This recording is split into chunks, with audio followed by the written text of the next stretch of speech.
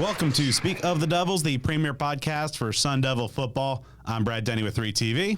And I'm Joe Healy with DevilsDigest.com. Joe, the offseason is fully here. The last college football game of the 2023-2024 season is sadly behind us, but man, it was still a busy weekend for the Sun Devils. Just when you think that things are about to slow down, maybe you can take a little break, relax a little bit, things ramp up. They turn it up to 11. A huge recruiting weekend in the transfer portal last week for ASU, so there's quite a bit to go over. And, of course, within the last week, that transfer portal window has now closed. So I think we can kind of talk about it in review, in retrospect, though even as of today, there's more activity. So we say this all the time, but there are never dull moments. Things do not die down in full. Always material to cover. Yeah, absolutely. Sun Devils made 7 new additions through the portal window. And as Joe mentioned, of course, this window has closed now for undergrads. Now, of course, with the caveat of grads can always transfer and kind of jump in and out. But another one, as we'll talk about, is opening up in April. But a lot of new faces and some exciting names that are on their way to Tempe. We're also a little bit later on going to meet 3 of them. Josh Atkins, an offensive lineman, a starter from Hawaii, is going to be joining us a little bit later, as well as Matautia and quarterback Navi Bruzon, who obviously set the local prep scene on fire as the quarterback at Liberty. So really good conversations with all these guys coming up. But Joe, we would be remiss if we did not talk about the Sun Devil basketball team.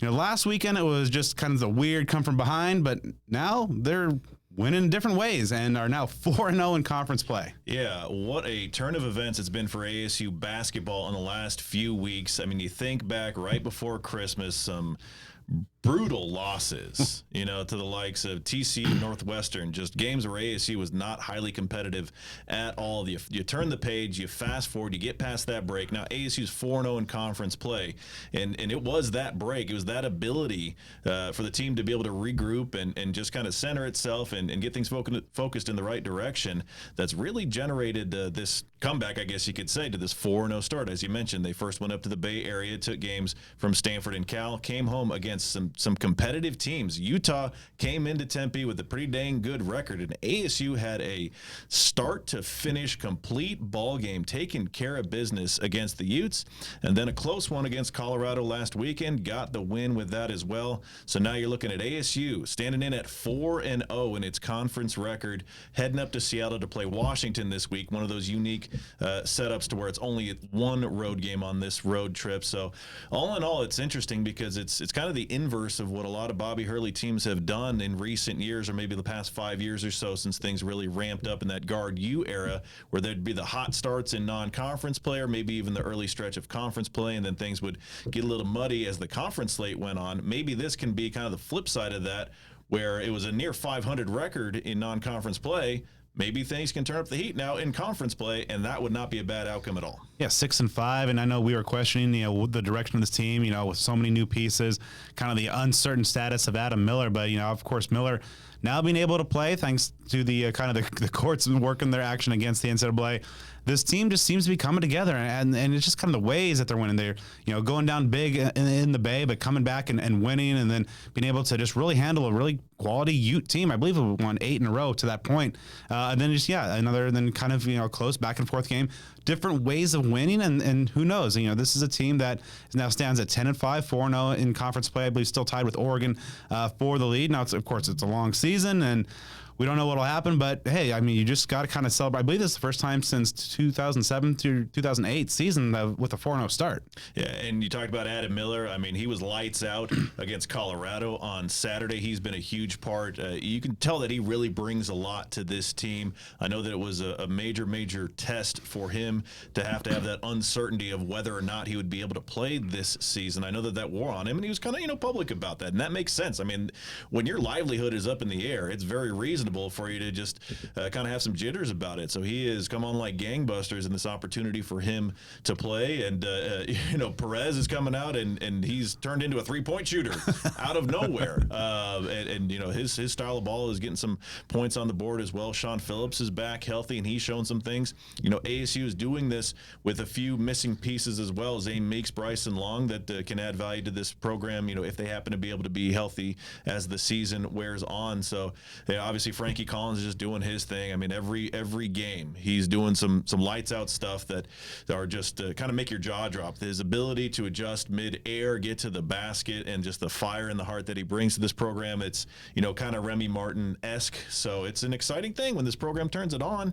It's a lot of fun there out at the Desert Financial Arena. So we'll see, like you said, if it can be consistent, because we have seen many times in the last few years where this Sun Devil basketball program just goes through that ebb and flow. I mean, we saw it, last year. I mean, it seems like every single year almost, to where you have these peaks and these valleys, and then it just kind of goes that way until the season ends. So we'll take this start as long as it can possibly roll on. As mentioned, going up to Seattle to play Washington. I have my conspiracy theory relative to the the college football playoff national championship game. Like, hey, all right, if Washington would have won that game, does that mean that the Husky faithful would have entered that basketball game all jacked up because they just won a national championship in football? And, does that heartbreak help ASU? I mean, we're really getting the weeds here.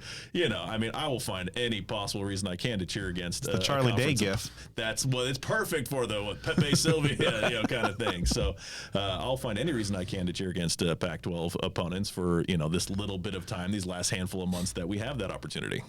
Yeah, it's going to be interesting to see exactly how the Hoops team continues to fare. And I think we have so far not even mentioned the real catalyst for this turnaround. Kyle Dodd's impassioned Sun Devil spaces a couple of weeks. They're undefeated since. So I was not on that, but I've heard things, and he even mentioned himself, because after every home game, me and the folks I attend games with, we always go down and catch up with my old man and KD, and usually Hode's down there after the Colorado game. He took the videos with Kyle that he often does to recap games, and yeah, KD has mentioned that. So I'm sure you always like to take a little bit of credit for that. That's our guy. We'll have to get him back on here before too long. But yeah, things are trending in a positive direction, and just up to ASU to keep things rolling. All right, something that did not trend in a positive direction, but ultimately will, is Terrell Suggs was not named into this year's class for the College Football Hall of Fame. First year, I believe, eligible on the ballot. A little befuddling. Yeah, that was weird. And so that was something that I'm sure others did, but I pointed out on Twitter earlier this week. That announcement was made for this year's class of those who'd be enshrined into the College Football Hall of Fame. By my count, there were 19 players that were selected. I tend to keep an eye on this sort of thing, and 19 seems like a lot. And for Terrell Suggs not to be a part of that, to me, is just absolutely wild. And of course, you've got a lot of worthy candidates. I'm not necessarily saying that there are guys that were picked that aren't deserving. It's a high honor. Congratulations to all of them. But man, I mean, what in the world else you need to do? It's like our good buddy Big E said in the huddle on Devil's Digest. Like, what else could he have done to merit a first ballot inclusion? Is there a cap for we can only take 19? I wouldn't think so, but because your other Hall of Famer, you're not, and he clearly is. Just put him in, make it 20. Yeah, exactly. A nice round number. My goodness, because realistically, there's really no excuse for it, because he was the single season sack record holder. I think, is he still the single season record holder? I believe so. The career mark has been broken, but I believe it was 24. Yeah. And I think that might even, I'm trying to think if that was before the days that they counted the stats from bowl games. I think that was right around those lines. But in any event, and that career mark, I think, was broken just a couple years ago. So that lasted for dang near 20 years. And he was all everything guy. He took home all the hardware for defensive players, at least that he's eligible to receive that season in 2002. Should have won the Heisman.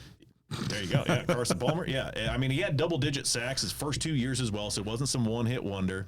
This obviously isn't a guy that, was a star college player, but now 20 years after the fact, folks have forgotten about him because he was, great where he peaked in college. He's going to be a Hall of Famer for the NFL as well. So he's a highly known commodity. The list goes on and on and on. I mean, for my money, the most intimidating and dominant defender that I've ever seen in college football, not just for Arizona State. So it's kind of a weird thing, but you kind of like that designation of being a first ballot Hall of Famer. That's a cool thing if he can get there.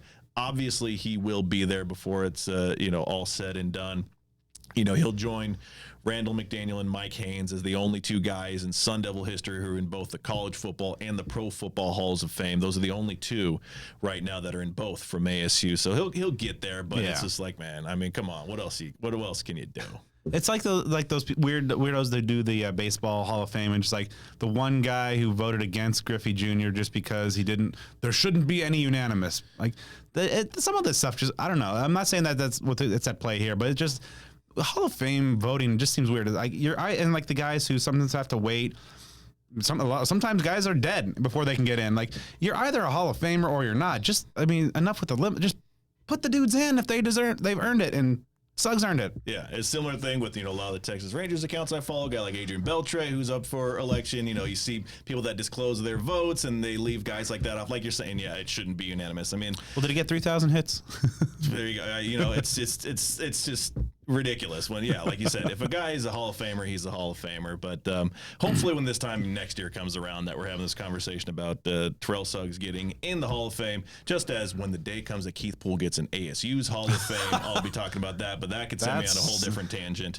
In any event, this is like, since I really dig that, history stuff of the sport, and obviously specifically as it pertains to ASU, that kind of sticks with me a little bit because, the guys who deserve that high tier recognition as soon as they possibly can receive it should get that, and Terrell Suggs absolutely is on that list. That should be the mission statement for this show for this year: is get Keith in and get him in studio. We should have a dedicated offseason episode for the campaign.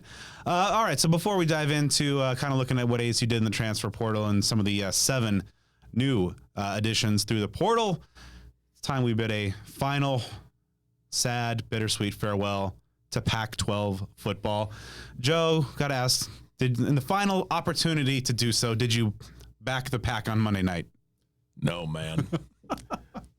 I would give the full Office Space line from, what's his name, Lawrence, the guy's neighbor. No, man. I believe you get, we'll keep this PG. But you know what? Kept it real, kept it on brand. A lot of these, and this happens a lot, I'm sure it happens with a lot of people, is like, these games where I'm not terribly sure which way I'm going to go, just kind of watch it, and what kind of feel do you get, when one team scores, when one team gets a turnover, does that make you happy? Does that upset you? Where do you lie in that? So that's kind of where I was with that whole thing. And it's not like I love Michigan. I know there's a lot of chaos going on there.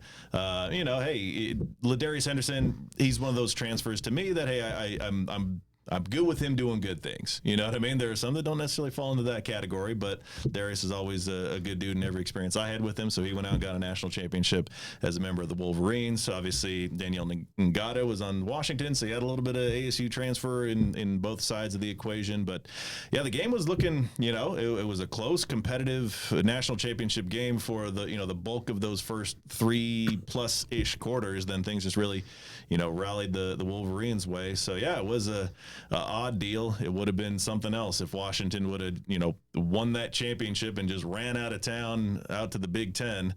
That would have been something. But yeah, it's an interesting deal that's real. This is it. It's over for Pac-12 football, and I think it'll be made more real as time goes on. I remember a item of reality that happened not too terribly long ago is when the schedules were released, a few months ago. And you just look at the list of the teams, you're like, all right, that's different. That is different. You don't see USC, you don't see UCLA, you're not seeing Oregon, Washington, et cetera. So, yeah, man, it is happening. Yeah, it's going to be interesting. I remember just looking at that list of when the Big 12 did the home and away. They haven't yet to, as of the time of this recording, have yet put the actual schedule for the upcoming season. But just okay, so I'm going to be spending time in Manhattan, Kansas. How the hell do I get there? Hopefully they're in the Southwest area or something like that. But yeah, happy for Ladarius, getting the ring there. Haven't really thought the Wolverines were cool since the days of Tyrone Wheatley or Tim Biaka-Batuka. It's kind of bummed that the Pac-12. I was back in the Pac just this one time. Although I think most importantly, kind of to one of your tweets is, I'm thankful that Washington got in because that does kick some money.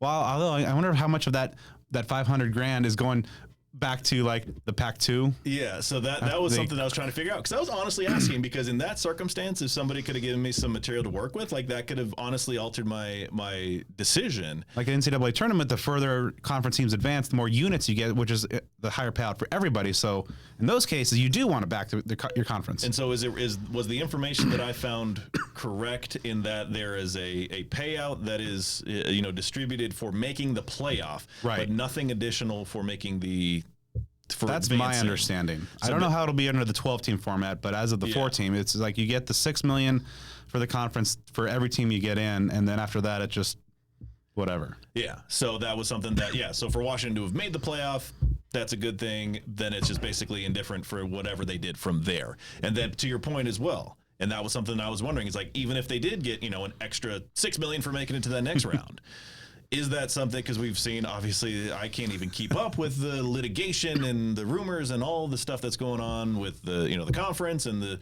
those two remaining teams and everybody else, and are they going to distribute money to the exiting member programs, et cetera, et cetera. So like, even if they had gotten $12 million, would ASU ever seen a penny of that? I don't know. So that component of it didn't necessarily create a extra reason for folks to cheer for Washington in favor of what it could do for ASU.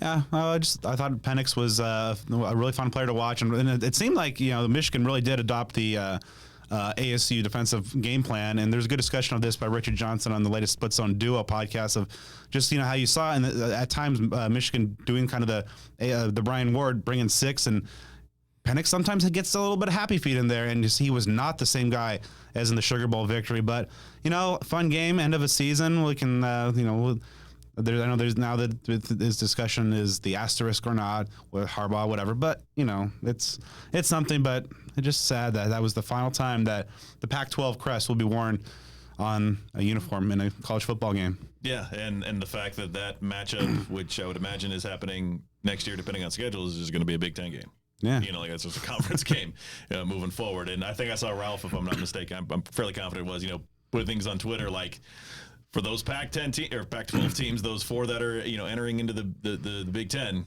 Michigan, like that's what you're going to face. That is your opposition. So good luck with that.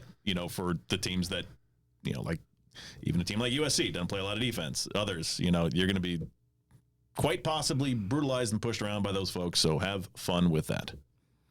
All right, so that officially puts an end to our 13th season, our football season at least, that we've covered here on the show. Of course, our season will power through, but yeah, it's kind of sad to see football going. It's going to be a nice, unfortunate hole in the heart for the next few months, but of course, there's really no true off season. We'll continue to track the portal, spring ball, all kinds of fun stuff.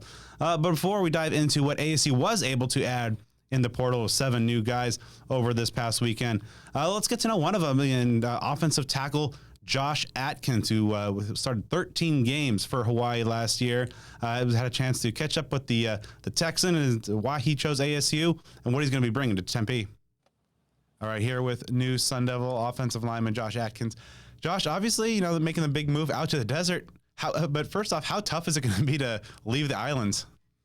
It was definitely a hard decision, man. It's beautiful out there. It's a lot different living, a little expensive, but I love the place, and yeah, it was just the best decision for me at the time, and yeah, I just had to make that move. Obviously, yeah, we'll get into why you're a Sun Devil in a second, but what was some of the cool things about just kind of, obviously a Texas guy and now heading back to the desert here in Arizona, but what was kind of life like there out there on the islands in Hawaii? It was different. Getting to just walk outside and see some of the views and stuff. I used to tell people like, man, it looks fake. Like it looks like someone's computer screensaver or something like that. Like the mountains, being able to just go to the beach. Just the whole vibe of the island itself. It's different. I mean, the island time is definitely real. It was an experience I'll definitely never forget. Now, of course, you're making the jump up to Power Conference now, and when you jumped in the portal, what were some of the things that really kind of jumped out to you as the most important? Wherever your next destination would be, the most important things that you wanted to have. For me, I believe the biggest thing that was important was one, a coach that I could felt comfortable with and knew what he was talking about, and 2 was just a place that was going to put me in the position to be the best me. And play at that next level and reach my goals that I have for myself. I believe the things that me, Coach T, and Coach Dillingham have talked about have all lined up to those things. Arizona State has everything you can to offer, you know what I'm saying? And I just believe that it was the right spot for me. I believe they matched all the circles that'll get me where I need to. That I'm just focusing on football and getting better every day in my school. Of course, it was something, a commitment that you made, kind of sight unseen in terms of having doing a lot of stuff and the visits kind of virtually rather than in Yeah. person. What kind of sold you, and just obviously you cited some of the factors there. Taking that kind of almost like a leap of faith for your next destination. It's definitely a leap of faith. Just praying about it is about the biggest thing. Obviously, not going on campus is different, right? You get to go on campus and get the feel of it and everything. But man, just seeing the campus and talking with Coach T and with my family, and then later going on and pray about it and just ask God to help me with my decision. I felt like no other decision seemed right. You know what I'm saying? It just seemed like that's where I need to be, and that's just where I'm at. So obviously you cited Coach Tuatele, and obviously Saga's been really working hard this offseason, bringing in talented guys like yourself. What jumps out to you about your future position coach in terms of what he can do for you and how he can elevate your game? So Coach T, he actually knows my previous O-line coach at Hawaii. And I love Coach Sapolu. That was my Hawaii coach at O-line, and he speaks highly of Coach T. I respect Coach Roman's word and what he thinks about you know what I'm saying, another coach. And just talking with Coach T, you know what I'm saying, we've talked some about a little bit of the scheme and so some of the plans he has for me, and they all just I feel comfortable with the way he's going to coach me and stuff. So obviously your future head coach, Kenny Dillingham, is one of the youngest in major college football. Yeah. But and getting to know Kenny during this recruiting process, what kind of stands out to you in terms of Kenny as a leader of the program and a guy that you want to play for? I just say his energy. I think he brings that young energy. You could definitely just get that vibe off him when he talks, and he has a plan for the team. You know what I'm saying? He has goals for the team going in the right direction, big goals, and I just want to be a part of it. I feel like he's doing the right thing here, and he's bringing the right mindset with it. He's thinking about the players first, and he's been real communicative with me throughout the process, and I've appreciated that of him. And yeah, he's just been upfront with me, letting me know his goals and his visions, and I like him, and I believe in him. And you Sun Devil fans that might not have seen you in action for Hawaii, give our listeners and viewers a self-scouting report on what you bring to the trenches and to the field. What I bring to the trenches, I bring that energy. I bring the swag and the energy. Bring that leadership also as well. So yeah, I just bring that piece that you need on the O line and just keep the guys together. You know what I'm saying? And just the nastiness. Obviously, starting with left tackle for Hawaii, is that where they see you this with the Sun Devil offensive line playing at that left tackle spot? Yes, sir. That's what I've talked about with Coach T. Just keeping me at left tackle and toning my game up. Obviously, playing offensive line obviously is so demanding and requires tremendous athleticism and high football IQ. What's your favorite part of just kind of life in the trenches and those battles on a snap in, snap out basis? I think the best part is just that mind game you play with the defender, getting down every snap, and you're just trying to beat each other on each other's technique, right? Who can do their technique a little bit better than the other one, and just that whole mind game and just the physical battle. I think that's my favorite part of it. You know what I'm saying? Just getting that win over and just rep after rep, just physically dominating. You know what I'm saying? And just winning that rep. Coming up through Texas high school football, how has that kind of prepared you for college ball? I mean, obviously, it seems like high school ball in Texas is different than anywhere else. Yeah, it's different. It's a lot bigger in Texas. Shoot, almost playing college ball is just like playing college football again. Like, I mean, you're running into all the same dudes you played. I mean, literally everyone I played. Actually, I played Prince Dorba in high school. He's actually a DN on the team now. Yeah. So it's just, I mean, like Jordan Crook just transferred. He's from the area. I mean, it's about the same. I feel like it prepares you well. You're playing at the highest level, and then you come to college. I mean, people get bigger and everything, but I mean, you know what I'm saying? You're just growing with the game. Nothing too big. Now, there's been such a Texas to Tempe pipeline going on. Obviously, guys like Rashad Samples and Brian Carrington have been at Yeah, the forefront Rashad of Samples. Yeah, Hmm. what has it been like just knowing that you're part of that pipeline? There's so many fellow Texans on this roster with you. Yeah, it's good to be a part of. Like I said, it's just, you know what I'm saying, something else that just adds on to it, what we're going to do next year, right? Having all these Texas people and bringing them out there. And in Texas, we know how to win and we know how to play football, right? So that's what we're bringing out there, and shoot, that's what we hope to do. How much of a factor was it in your decision knowing that ASU is going into the Big 12, that they obviously have a number of games in Texas of this upcoming season, and Texas and kind of that footprint is going to be a large part of the conference future. Oh yeah, I definitely played a part. A lot of my family get to come see some of those Texas games. They'll get to catch some out of state ones too. But yeah, especially with going to the Big 12, just getting to play some good DNs week to week. You know what I'm saying? And playing in that new conference, I think it was definitely exciting to step into. Now, ASU, of course, has had a couple of rough seasons, but Kenny has obviously got the trend line and the trajectory going in the right direction, it appears. How appealing is it to you to kind of maybe have a chance to be in on that ground floor and be a foundational piece in elevating Sun Devil football and being part of the group that brings Sun Devil football back to where it wants to be? It's a great part to be of. Obviously, wasn't where you want to be last year, but new coaching staff. We're bringing in new players. We look to build something and start off strong. The foundation is the most important part to anything, right? And it means a little more to be a part of it when you started it, right? You're not just coming and jumping on a train already moving. We're gonna start this from the ground up, and it just means a little more. So the work could definitely reflect, and I'm ready for it. Obviously, you're coming in as one of a few guys that have FBS experience, but also there's a lot of guys in that offensive line room for the Sun Devils that are on the younger side and kind of and have a mix there. What's your kind of early read, having not been out here as of yet, of just kind of the overall collection of 2024 Sun Devil offensive linemen? Um, if I'm being honest, I haven't got a chance to talk to all those guys yet. It's really just been me and the coaching staff. I think I talked to a former lineman, just to kind of ask about what they like about the place, and it's all been good things said about the O line room and the coach.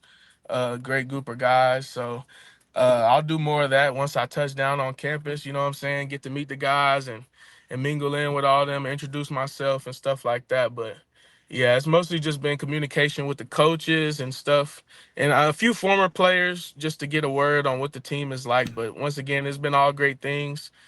People speak highly of these dudes, so that's good.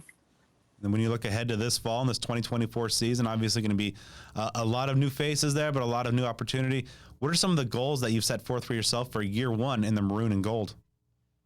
Year one for myself, obviously, is to come in and win the starting job and be an all conference selection this year. I feel like those are the two biggest goals for myself. Obviously, to stay healthy and win a lot of games. But as far as personal goals, yeah, I would just come in, get that starting spot, all conference selection, and we finish the semester with A's and B's. I feel like we've done everything we needed to for the end of this year.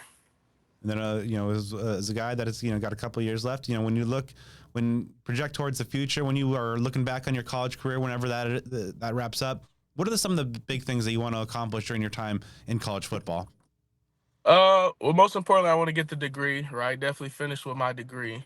Uh, and also just the connections, man. The connections of the people you meet. Some of the people I've met just from all over the world. It's unbelievable how I met them. Things I can bring them later on in life. Things maybe they could bring me, right? I think that was the biggest takeaway from college is some of the people you'll meet and the stories you'll hear is unbelievable, and I think it's just great. So I think that's the biggest takeaway for me in this whole college thing is just the experiences, the good times, and finish with the degree. All right, so it was a very active and successful weekend for the Sun Devils. This is the third time they've had a weekend that just had a high number of transfer portal additions. So we're going to break all those additions down. But first, let's check in on a couple of new portal entries and also on a couple of landing spots where former Sun Devils have landed. I think these are a couple of guys that we've gotten to know a little bit that. Over the years that have found some new homes. Starting off with Javen Jacobs, the former Scottsdale Saguaro star. never really was able to kind of find a role between running back or receiver. He's going to be heading to New Mexico. And that's a good fit. And that's one of those stories that is just, kind of the grim reality of college athletics, because he's someone that, man, he really, really wanted that to work for him at ASU. I know it was always his dream to play at Arizona State. Obviously, a lot of connections with DJ Foster and the Saguaro affiliation, and family full of Sun Devils and all of that. And he worked his way up. I believe, if I'm not mistaken, that he first arrived not on scholarship, or that he basically earned everything he had at ASU. And so it is unfortunate, because it seemed like in the spring and other times in the offseason that he was getting a lot of run and was going to carve out maybe an all-purpose type of role, maybe a kick returner, that sort of thing, and just didn't come to fruition. So you go down to the G5 level, still staying not terribly far from home, so that's an opportunity for him there. So that's something that again, that's one of those guys, and everybody can make the decision on who they want to support, who they don't, as they exit ASU, but that's one of those guys that you certainly hope, in my book, that good things come his way. Yeah, really, really good kid, and as you mentioned, really kind of grew up a Sun Devil fan, and looking at guys like DJ Foster, even kind of wore the same number 8 as DJ did, and so just wish him well. Another local guy who spent several years here in Tempe, never able to really kind of crack that wide receiver rotation fully. Andre Johnson entered the portal earlier, and he's actually heading to the MAC, Joe. Quite a bit of a difference from Tempe. He's heading to Miami of Ohio. Yeah, man, that is a unique one, but that's something that, good for him to be able to get an opportunity theoretically to play. Yeah, he's kind of a little bit of one of those what could have been guys. I mean, it's just such a small snapshot, but I remember that UCLA game during the COVID season, that one home game that ASU had, and I don't know if he had a touchdown or if he had it called back. That was that game where ASU had like multiple linemen downfield and that just nonsense, but showed some flashes. And he had a few other times over the course of his career. I believe that we kind of threw like the Gary Chambers type of comparisons as far as the combination of size and potential playmaking ability. Didn't, again, similar kind of like with Javen Jacobs, just the opportunities, things like that just weren't there to a high degree. So a fresh slate in what will be his final season out there in the MAC. He can always get some weird things done there.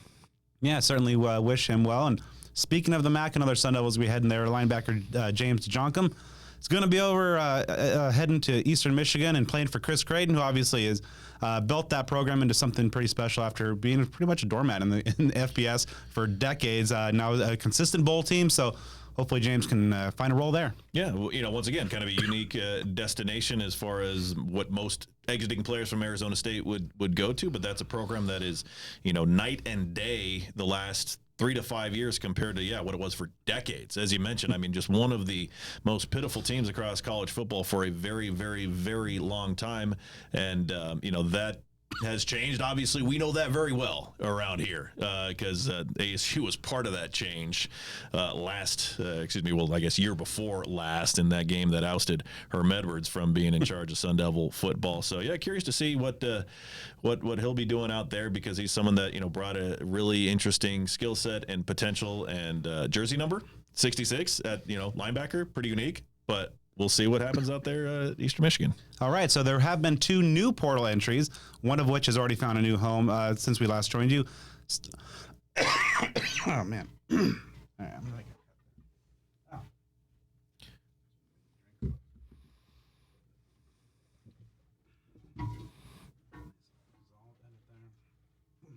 All right. Much better.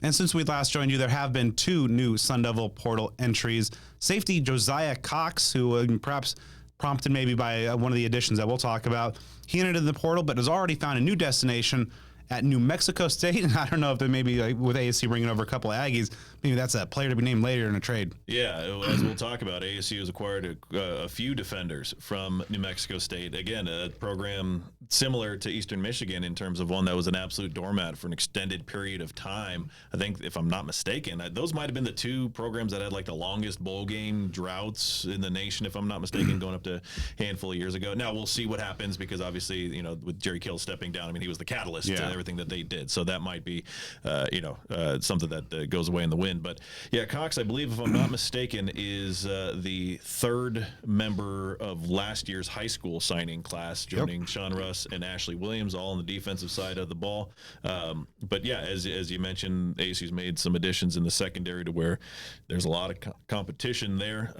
So again, someone that you wish the best for, but just you get the impression, and no disrespect to New Mexico State, but in these circumstances, when somebody leaves a program, you always take into consideration, okay, where does he end up, or who are the suitors for him? What's the level of competition? Is he going to like a lateral type of thing? Is he taking a step up? Is he taking a step down? And when you're going to a group of 5 program, yes, okay, you can honestly say that it is a little bit of a step down. That might offer him an opportunity. He can do a lot of things on the football field. So we'll see what happens with that. But on the surface, you would say that ASU is still pretty good at the position that he played here. Yeah, safety, I think, is still a position of pretty relative strength for the Sun Devils. And yeah, you mentioned kind of those 3 guys in that 2023 class that have now departed and landed elsewhere. 2 in the G5, 1 in the FCS. So kind of interesting, kind of like almost the portal equivalent to the recruiting. Don't necessarily look at the stars, but look at the offers. So, of course, just wish him well. But as the newest entry has not yet landed anywhere, this happened just earlier today as we record this on Tuesday afternoon or Tuesday evening.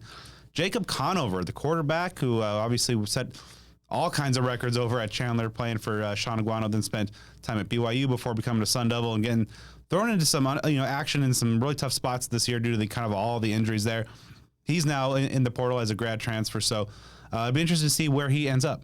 Yeah, and that's one that makes sense. I mean, if we're being objective, that's someone that you certainly would not ever foresee being a starting quarterback at Arizona State University, nor would you, at least with the current and foreseeably depth that is going to be available for the foreseeable future. You wouldn't imagine him to be maybe even in the 2 deep, maybe not even in the 3 deep. Obviously, it took a lot of injuries for him to be called into action last season. Give him credit for going out there and braving through that, because that was just so chaotic. And when he played, it was against some really tough defensive competition. So, just some really challenging circumstances there. So, again, the guy that you give a lot of credit to, an incredible high school career, and grateful for the time that he spent here. But if he is looking to cap off his collegiate career, I believe he has 2 years of eligibility, if I'm not mistaken.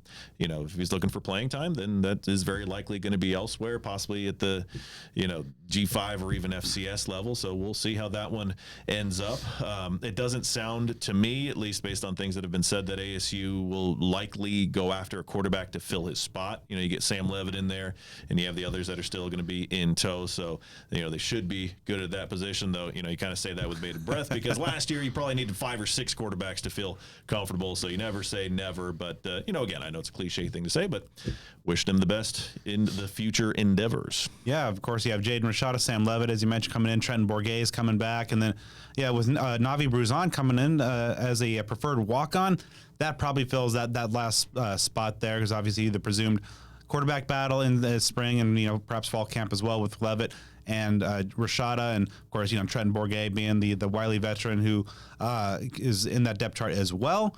So it'll be interesting to see exactly just how Conover's career ends up. But yeah, just some real difficult situations that he was thrown in terms of just everything going on last year. So a kid with some talent, a really live arm, a very nice kid as well. So hopefully he's able to cap his career, finding success and maybe replicating some of that production that he had at Chandler. But now let's turn our attention to the 7 newcomers that ASU added over the course of the weekend. Starting off with a very familiar name, another local guy that's coming home from played at Basha before heading up to Oregon last season and saw action in 14 games as a true freshman for the Ducks, recording 21 tackles and a pick. Cole Martin, the defensive back, former 4-star guy, another former blue chip guy that Kenny Dillingham is bringing home, 5'10", 175-pounder, 3 years left, and just it's the latest in kind of that pipeline of recruiting. That's not necessarily the guy now, but also planting that seed for when those guys go in the portal. having that established relationship. That's something that, and building those relationships is something that we've seen Kenny Dillingham really excel at, and it's bearing fruit. Yeah, that's a big pickup, and that one seemed to come together in just a matter of days. I mean, that accelerated quite quickly with Martin. Just to put, some numbers on him as far as the rankings he had as a high school recruit, which is just a year ago. He was the number 24 cornerback in the country, according to Rivals.com, and the 179th best overall player for that 2023 class. He was the top defensive prospect in the state of Arizona and the number 4 overall recruit in the state. So that's a big time pickup. You talked about that pick, that interception. That came against ASU, if I'm not mistaken. So that's someone that, short and long term could really play into the plans. It sounds like he may, have a shot at, filling that void left by Jordan Clark at the nickel defensive back, so he can play a little bit of a few different positions there. But, I mean, that's a big deal. That's why you never stop recruiting these guys. That's why, you do things like Kenny Dillingham is doing them, whether that's in recruiting or like you always see him, quote tweeting announcements of even players that leave ASU to go to other schools and showing his support of that. You saw it. I mean, it happens invariably. I think it's every single time. You saw that with Javen Jacobs. You saw that with a lot of other players. And there are a few ways that some could interpret that. I think it's completely genuine, just knowing kind of the no BS approach that Dillingham has and the honesty that he has with these athletes. You could see some coaches that maybe behind closed doors, they say something, and then in that public space, they, make it seem like they're real positive and supportive. Again, I feel like that's very, very genuine. Not to get too far off topic, but that pickup of Cole Martin, that's a big one. Yeah, it's a nice addition to that secondary. As you mentioned, Joe, guy who probably factors in at that nickel spot that's vacated by Jordan Clark. Mason Williams is a guy who has experience there, so be really interesting there. And of course, I think you did some counting as well. A guy with 3 years left, and so that, I mean, these aren't just the old transfers in like maybe the early or the pre-portal days where you get them for a year, like a year rental. These are guys, young, talented guys that can come into Tempe and then blossom over time. And that's a big deal. Kind of did a little research in preparation of the show here today, put a little something out there on the Twitter about, as it stands right now, ASU has 21 transfer portal additions that are expected to be scholarship players, and 9 of them have at least 3 years of eligibility to play starting in 2024, and only 2 of them are seniors, which is very different from what we saw in Kenny Dillingham's first transfer haul, which is understandable. That first year, you just got to get guys in here, especially with the exodus that occurred from the program last year. So that's obviously by design. It's not an accident. That's the case, but it's good to see that come to fruition. And it's not just warm bodies. You get a guy, again, like Cole Martin, who was a big-time recruit, who played and contributed at a, championship caliber team, and is coming home to play, and it's got 3 years to do it. All right, staying in the secondary, ASU was able to pick up a commitment from Miles Ghost Rouser, the guy you see here on our YouTube audience, here on the monitor behind us. 6'1", 190-pounder. Played last season at New Mexico State. The 10-win Aggies, that connection there. 70 tackles a season ago, 1 interception, and a Pro Football Focus grade for whatever stock you put there. Really good, 87.7. A former 4-star member of the 2021 class, initially committed to Michigan, flipped to Arkansas, and then ultimately played a season at FCS Campbell. So it was an FCS freshman All-American for the Camels there before heading to New Mexico State a year ago. 2 years left for Rouser, and another talented addition. Safety is just going to be a really exciting position group with obviously Shamari Simmons, Xavier Alford, Kamari Wilson, Montana Warren. Even with the loss of Josiah Cox, you're adding Rouser back there as well. A lot of very interesting, versatile dudes. Yeah, that New Mexico State farm system for Arizona State panning out once again. ASU has acquired the services of the Aggies' top 2 tacklers from last season, with Keyshawn Elliott at the linebacker, who was the number 1 tackler for that team, and Rouser was number 2. So, I mean, that's not necessarily a bad thing whatsoever. Like you mentioned, that secondary and those safety positions really putting together some intriguing pieces, even when you have the departures of guys like Clark, like Chris Edmonds. That position group really, at least on paper for now, seems like it's going to be getting stronger in 2024 compared to 23. Now, speaking of Jordan Clark, even though he is in South Bend playing for the Irish, he had an assist perhaps on this next one.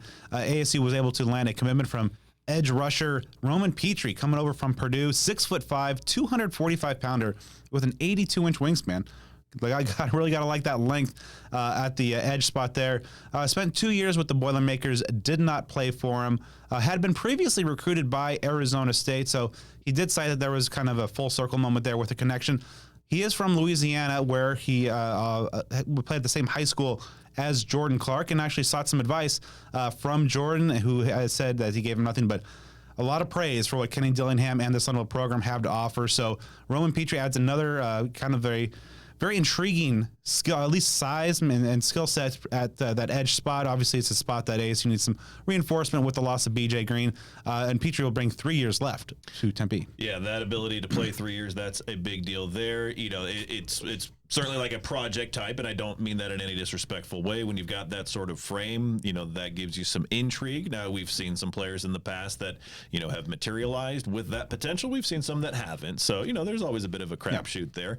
It doesn't necessarily have the college game experience because when, you know, really able to crack the lineup there with the Boilermakers. But again, fresh slate can be a big thing and rejuvenating for a lot of athletes. So we'll see what he brings. You know, at the worst of it, you had some depth there at the edge positions. Yeah, and so you know, replenishing that edge spots. Obviously, you feel pretty good with Clayton Smith and Prince Dorba as your starters. But yeah, you'd like to continue to build quality depth both now and in the future. Moving inside to defensive tackle, that's an area that I know that we were both wanting ASU to bulk up at, and bulk up they did. Starting with a familiar name, kind of maybe about this time last year, ASU was in the market for this guy, Jeff Clark, who was coming off a big season for Georgia State. Ultimately chose to go to Louisville, where he posted 14 tackles, 2 TFLs, but he has now come back and seen the light, perhaps. He's a Sun Devil. Yep, and he's one of those 2 players I mentioned earlier that is a senior.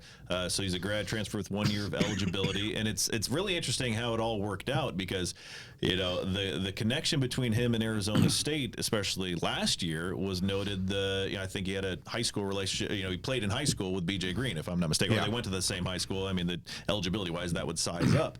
So that's interesting that, you know, he didn't choose ASU last year when BJ Green's still on the roster. Now Green, of course, transfers to Washington, and Clark comes in. I'm not saying that that's, you know, the make or break factor, just kind of interesting how that played out. And it seemed like that one came together in ASU's favor pretty quickly. Yeah. You know, he was slated to visit. I mean, he was considering ASU for, you know, a fair amount of time, but even, you know, updates from Hodrobino and Devil's Digest, that sort of thing made it seem like, you know, maybe 50-50 at best, or that it wasn't even going to go that direction. And then things tilted in the Sun Devils' favor. So yeah, he's one of a few defensive line additions that were made over the course of the last weekend, and that's a big one. He played a reserve role for Louisville there last year. Obviously, Louisville was a, you know, very good team, but if he gives you, you know, reserve quality reps, that's a valid reason to bring him in. And if you give him a starting opportunity, if he earns that and he does something more, then obviously all the better.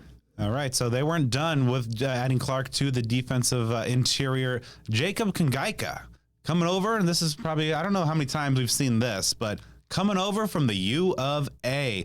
The 6'2", 300-pounder made 14 tackles, including 2 sacks a season ago. Began the career down in Tucson as a walk-on before earning a scholarship, and has 2 years left. Yeah, so that's always, you know, a good little victory to get somebody from the Wildcats. I'm trying to think of, like, you know, you have that Dan Bafal who's on the team who came from the U of A. The one that always stands out to me, and this is like a little older reference, well over 10 years ago, Dave Bertrand. That's a name that I remember because I remember that was in the days. I mean, that was in the days that I would go to practice every now and again. It's been a long time since I did that. That is not something I do these days, but I remember like doing an interview for him for a magazine I was writing for, and that was like such a big deal. You know, that was huge. Like, oh my goodness, this guy's transferring from U of A to ASU, and he was like he was a reserve defensive lineman. So, yeah, there aren't too many names that I can, you know, really think of. So again, that's a cool little victory. I think he had a fumble recovery in the Alamo Bowl, if I'm not mistaken. So, you know, again, a guy that got a lot of run, you know, in a rotation on a defense that was much improved. Footnote to that, good to see the defensive coordinator for Arizona not with the program anymore, moving on to Texas. That helps everybody. So Kangaika is someone that seems like some folks are kind of sneaky high on. Yeah. You know, like he's somebody that, you know, if he can be kind of that next Mallory or that next Nesta Jade Silvera, I know that's been a high standard by what those two did, but he's someone that could really surprise some folks based on the impressions that some people have of him. I've seen some people down there that close or around the program that thinking that he might have been their best pass rusher from the interior of the defensive line. That's something that ASU certainly could use here coming forward. So we'll see how he fits into the mix, but there was an area of need on that defensive tackle spot that ASU, I think, was able to add a couple of intriguing options there. Switching over to offense, the one offensive addition you just heard from, Josh Atkins, who was Hawaii's left tackle for all 13 games a season ago, 6'4", 313 pounds, played 2 seasons at Houston, did not get any game action prior to his 1 season on the Islands. He is a native Texan and also brings 2 years of eligibility to Tempe. Yeah, so that one's kind of interesting. I know it's gotten a mixture of reactions because you say, okay, he was at Houston for 2 years, didn't play much. Then okay, all right, is that concerning? Okay, he started a full season for Hawaii. That's good too. So. When you've got a guy with starting experience like that at a position group that, you bring back some players with starting experience or game experience, but they're, injury issues from the recent past and things like that. So he'll be in the mix to start. They'll need him to do that. So if called upon, we'll see what he's got. And ASU did make one special teams addition during the big weekend, and I think everybody of our generation made the same joke, or at least had the same thought, when the news finally broke, as kicker Parker Lewis, most recently of Ohio State and had a couple years at USC, well, he can't lose in Tempe. That's the scouting report on him. Parker Lewis can't lose. If that doesn't ring a bell to any y'all, if that went way over your head, that was like a sitcom type of show, I think, in the early 90s. I don't think it had that long a run, if I'm not mistaken. 3 seasons, if I might have done some Wikipedia research. Yeah, that's even more than I thought it would be. I do remember the commercials on Fox. Exactly. There you go. So, yeah, there are a lot of us of a certain age who got a good chuckle about that one. But, yeah, I believe he had, like, all-conference credentials when he was at USC, went to Ohio State. I don't believe he kicked much for them this past year. He's got 1 year of eligibility. But that's, a solid pickup, obviously. Dario Longhetto moves on after using his 1 year of eligibility, for ASU last year.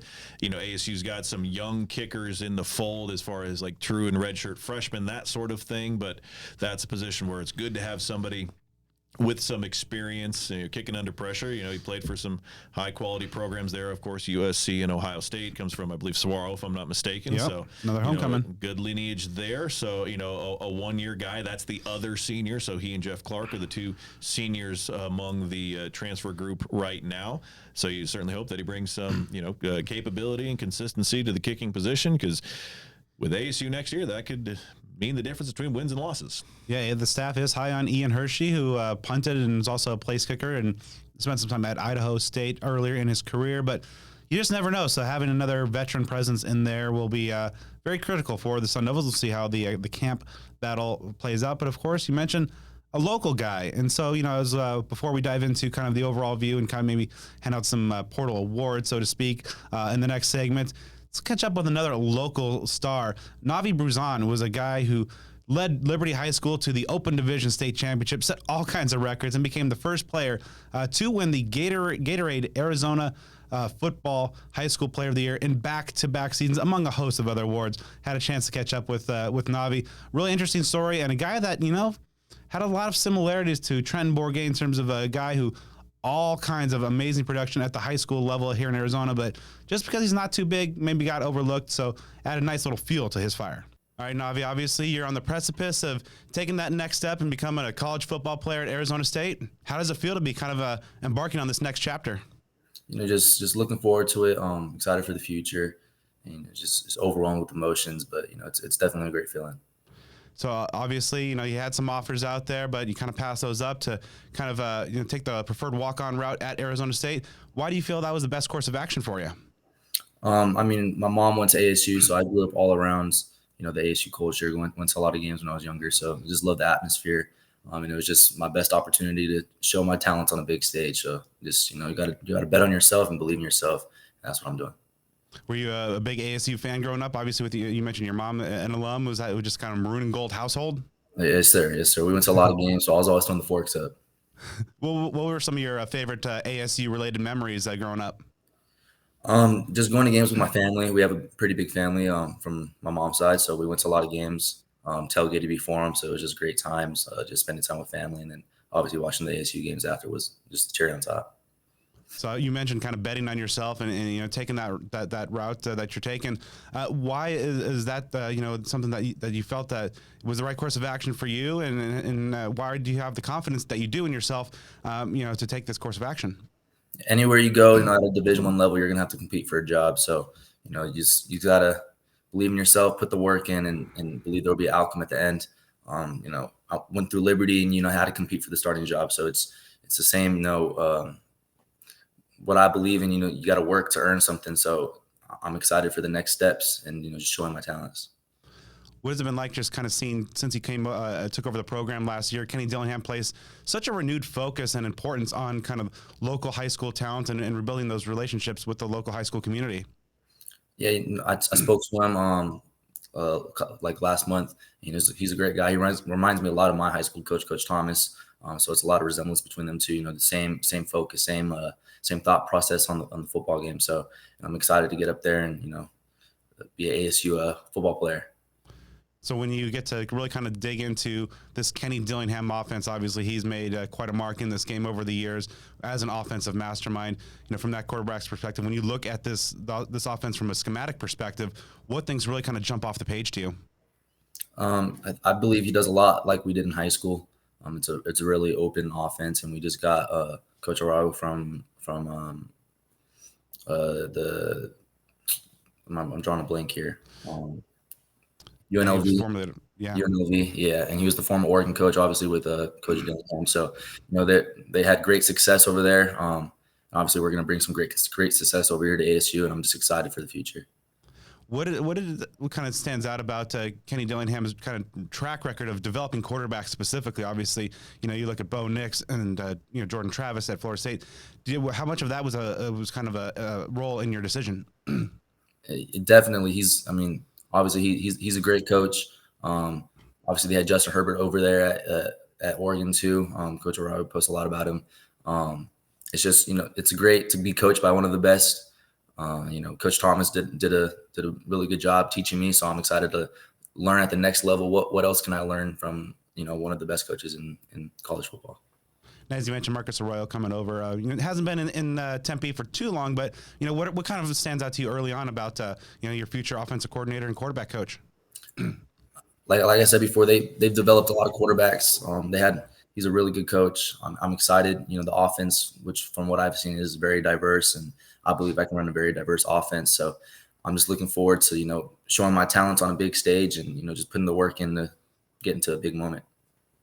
Now, obviously, you had great success at the high school level, but for any ASU fans who might not have caught you in action for Liberty, give our viewers and listeners a scouting report on the skills that you bring to the field and what they should expect to you out there leading an offense.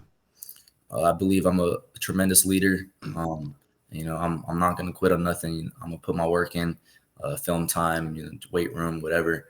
And then, the product will show on the field. So I believe it's all preparation based on the field. I just like being cool, calm, and collected. I like leading my team. Those are my guys, and I'll do anything for them. So just leave it all out there on the field. And yes, sir. And then, of course, obviously you mentioned the leadership aspect, such a crucial role in playing quarterback. How would you describe your leadership style? I would like to say I like connecting with everybody, especially, last year with my team. It didn't matter if you were a non-starter or if you started every single snap. I was going to be friends with you. I was going to, uplift you in the weight room. I was going to, encourage you to, get one more rep. So just keeping that mindset. Obviously, I'm the young buck here, so I won't be as vocal as I was last year, just because that's how it goes. But I can still lead by example. I can still do all these little things that can help improve ASU. So I'm just looking forward to playing my role, and wherever that is, I'll be excited to do it. What did it mean to you to, I believe, to be the first person to kind of repeat as the Gatorade football player of the year for the state of Arizona?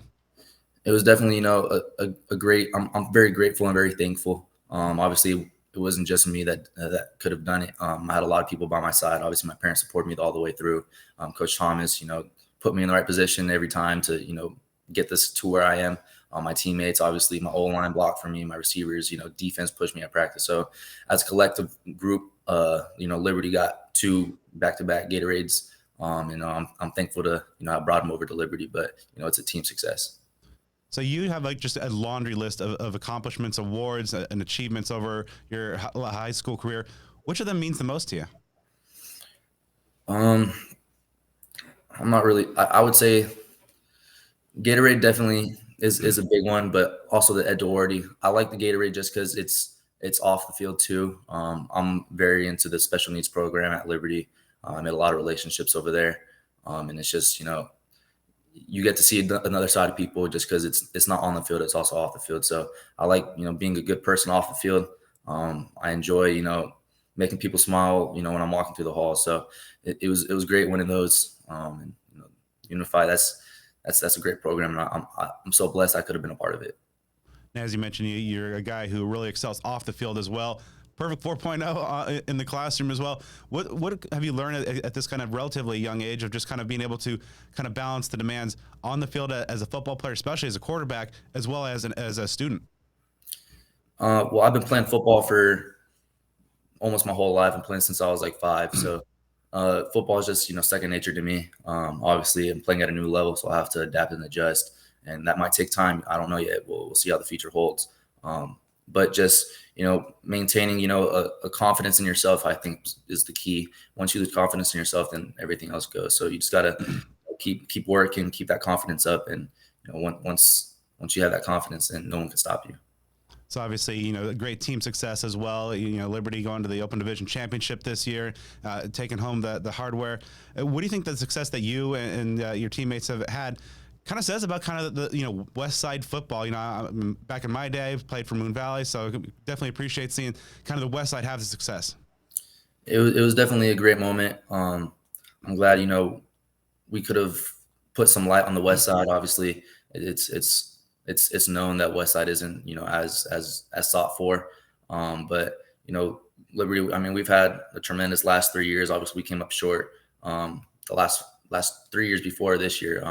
So it was finally great, breaking through and getting the championship. And I'm so proud of our team and everything that we put into the season, and finally paid off. So you're a guy who obviously filled up a stat sheet and took home a number of awards, and probably most importantly took home that championship. Do you have a chip on your shoulder, kind of maybe given that production and what you're able to do on the field, that the offers necessarily perhaps weren't coming in at a rate that you'd liked?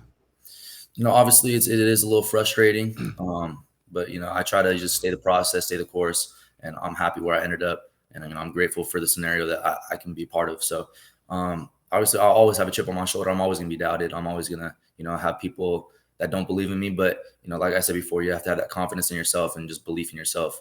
And whatever the other people think doesn't really matter besides you and your teammates. So just looking forward to these next, hopefully, couple years. I'm looking forward to these next couple years at ASU, and just seeing what, I can bring to ASU and just the joy I'll have from it. Are you perhaps buoyed a little bit by seeing that but perhaps the old mindset of just how a quarterback has to be a 6'4", 6'5" gunslinger, but guys who perhaps maybe a little bit smaller in stature, but still guys who just ultimately make the big plays like yourself? Do you like seeing kind of that paradigm shift in the last couple of years? Does that give you a little bit extra confidence, and maybe the coaches and the folks are starting to see the value in just playmakers? Yes, sir. I mean, we've had a lot of undersized quarterbacks, or what people consider undersized, going to the NFL now. So obviously that's very motivating to me, seeing that I can make it. There's a possibility I can make it if I put in the work. I mean, Russell Wilson, Bryce Young, Kyler Murray are, all around my size, and they're all doing, they're going to be, Bryce Young didn't have a good year, but I mean, look at his track record. I know he's going to produce in the NFL. So I'm just looking forward to, working and seeing what I could do for myself. So those guys are obviously big idols to me just because of the size, stature, but I'm looking forward to the future. There's a guy on the ASU roster right now with kind of a similar road to the Sun Devil roster, and Trenton Bourget, a guy with a highly successful Arizona prep career, perhaps overlooked a little bit just kind of the size, and ultimately been able to do some pretty important things here for the Sun Devils the last couple of years. Has he provided kind of maybe a blueprint or something that you can take some lessons from? Yes, sir. I went to a camp this last off season, and he was there, and just learning from him, just hearing him speak, it was just a great, just to learn from someone that's in the same situation as me. he's a great person. You know, when he was talking to me, I felt like I could connect with him. So just getting to be in a room with him, you know, just learn from him, and you know, all the other quarterbacks in that room will be a great time. Just looking, you know, to get 1% better every day, and I know they'll bring the best out of me, and I'll try to bring the best out of them. So just looking forward to, you know, these next months working with them and seeing how the future holds. Obviously, you know, spring ball is just a couple months away, and we getting on campus here as a mid-year guy. What are some of the things that you want to make sure that you get out there and show this coaching staff during the spring practices? You know, I would like to say my football IQ is really high. So just getting to know the playbook as fast as possible, knowing the ins and outs of it, and then just working harder than, you know, everybody. If you do that, then, you know, I believe you can earn a spot on the field. So working harder, studying more, and then just being, you know, an all-in football player, like we said at Liberty. Just, you know, every thought of your day is about the team and how you can improve and how you can get the team better. So I'm just looking forward to, you know, getting better every day. Just working. Later on this fall, and when you're running through Tillman Tunnel next to the Pat Tillman statue and that maroon and gold, what do you think the thoughts and feelings you're going to have in that moment are going to be? I like trying to stay like calm before the game, so hopefully I'm still calm then. I like throwing on like my chill music before games to calm myself down. So hopefully I'm calm, but obviously the emotions will be a little overwhelming. I'm just looking forward. You know, that feeling definitely will be great, and it'll be a moment I can cherish for the rest of my life. All right, let's now take a high-level view of what the Sun Devils were able to do during this first transfer portal window that ran just about a month, so from the end of the season to earlier in January. Starting off on offense, obviously all eyes were on the offensive line, Joe. They were able to get 3 guys, 2 of which have had extensive FBS starting experience. They got, of course, the left tackle in Josh Atkins from Hawaii, Matautia from New Mexico with his 20 starts for the Lobos at right guard, and then a guy with 4 years of eligibility here after he redshirted at Arkansas, a local guy, another big frame, in Joey Sua. Yeah, collectively, you know, real solid pickups when you have some starting experience, and a guy like Sua, who, you know, we'll talk about. I know I will a little bit further on as we go through things here. He's got some intriguing upside between his size and some of the schools that were after him as a high school recruit, and the many years he has left to play. That's intriguing as well. So some solid pickups there. I think that's a general position group where, you know, maybe they would benefit from another addition or two as things progress through the remainder of the offseason. But a very good start. You're not necessarily taking flyers on a ton of guys and expecting ones who, you know, have no game experience to jump right in the starting lineup. You're able to elevate players from G5 starting levels to the Big 12 conference, and that's something that, again, could pay dividends for ASU. Yeah, I think they did a pretty good job so far. And yeah, kind of getting a mix of some guys who have some high upside, but also some guys with experience. So you're not necessarily having to, you know, kind of have a wing and a prayer in terms of just hoping that or needing almost one of these unproven guys to hit. Moving on to quarterback, we talked about this one. Obviously, they kind of raised some eyebrows, but bringing in a 4-star prospect to Tempe to battle it out with Jaden Rashada and Sam Levitt, making the move over from Michigan State. Yeah, and that's one, you know, if you saw a radio interview that Kenny Dillingham did, I believe it was today, or at least it was, you know, publicized today, about how he brought that to Trenton Bourguet and Jaden Rashada, as far as, you know, telling him that move is going to be made, and those guys welcome the competition. Both of those athletes, Rashada and Bourguet, as we know, they are competitors. They don't shy away from that, so it's not necessarily, you know, a knock on them to bring a guy like Levitt in. I mean, that's a position where, you know, you need to bring players in to the fold, and ASU has now had 2 departures with Drew Pine and Jacob Conover leaving the program and not having signed a high school quarterback for this class. You know, you need to get a few bodies in there as far as scholarship talent. We'll see what that brings. I mean, he's somebody that Dillingham said he's going to come in and compete for the starting position. Now, obviously, everybody wants to compete for a starting position. You're not necessarily saying, hey, my sights are set on that 3rd string role. But a high-caliber recruit, I believe, from the state of Oregon, moving on from Michigan State. So that's an intriguing one. We'll see how that one develops. And moving on into the backfield, Raleek Brown was perhaps the headline in terms of the former 5-star guy, the former USC Trojan, the explosive playmaker. Never was able to kind of refine that role with the Trojans, but high hopes are mounted on Raleek Brown for getting this offense a big play factor. Yeah, that's a guy that I think, as far as upside is concerned, I mean, we'll talk about this. I don't want to spoiler alert it, but man, it's hard not to be very excited about the potential that he brings to ASU. He's got 3 years of eligibility because he redshirted this past season. You can really tell that, I mean, the guy doesn't want to be a wide receiver. He's a running back, and I think that's a big reason why he left USC and came here. And, you know, Dillingham's offense can be very explosive for all-purpose caliber players. Yeah, he's someone that I think can hit the ground running at ASU. And then earlier, ASU addressed some of the needs at the tight end position with a couple of guys. Marcuston Douglas from Florida State, who saw some time over the last couple of seasons with the Seminoles, another big-bodied guy. And then Cameron Harpole from San Diego State, coming over from the Aztecs, that caught 9 balls a season ago, but one of those guys that has some sneaky athletic upside. Yeah, really eager to see what he can do. You're talking about Marcuston Douglas. He's got offensive lineman size and athleticism to play the tight end position. Of course, ASU loses both Jalen Conyers to the transfer portal as well as Messiah Swinson to graduation. Really encouraged by what some of the other depth can do at this position that ASU has already. But he's someone that once again I'd put on that short list of ones I'm intrigued about what they can do this year. ASU has not added any wide receivers, and quite frankly, don't really need to. That's one of the deepest positions on the team. Staying on the offensive side, kicker, we just mentioned that Parker Lewis from Ohio State is joined the program.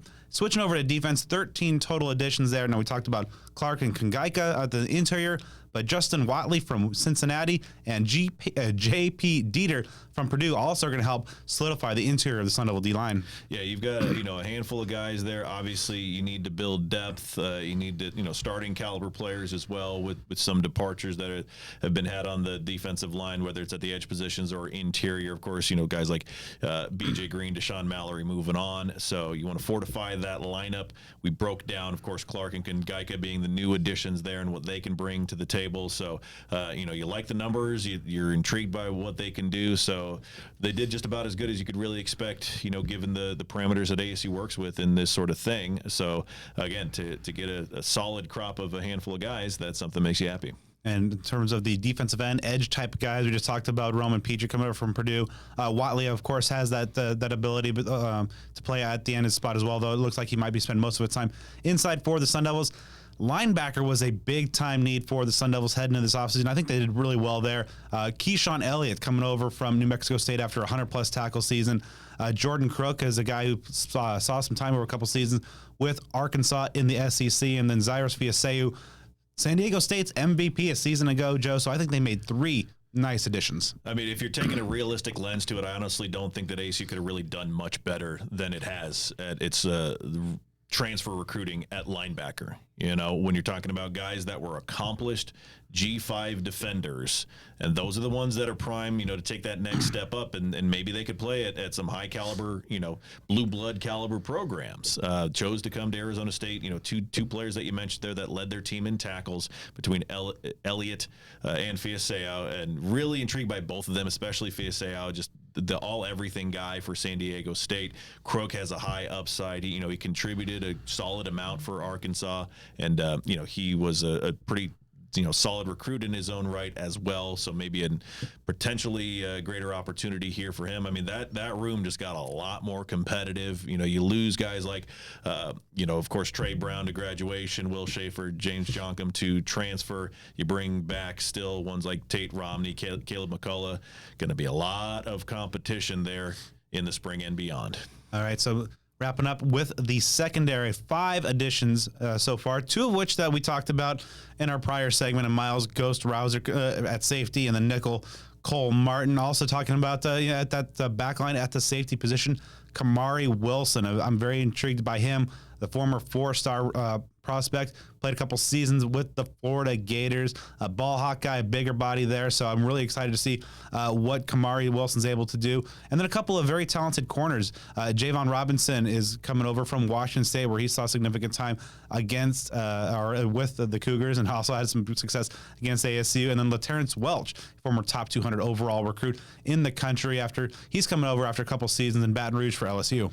Yeah, the secondary, again, similar to linebacker, got to be very, very happy with what's going on there. You've got a mixture of players that have got a handful of years to play, some, high pedigree in terms of their recruiting ranking. A guy like Welch is going to be on that really, really short list of ones that I'm really intrigued to see what they can do. I think he's one that, you probably are going to be looking at possibly being in the starting lineup next year, or at least, in the competition for that. So, once again, similar to linebacker, you got to be happy with what they've done. Yeah, really. I felt pretty good about the secondary overall, and then you add these 5 guys to that mix, and I think right now you're thinking at a really good group shaping up for the Sun Devils.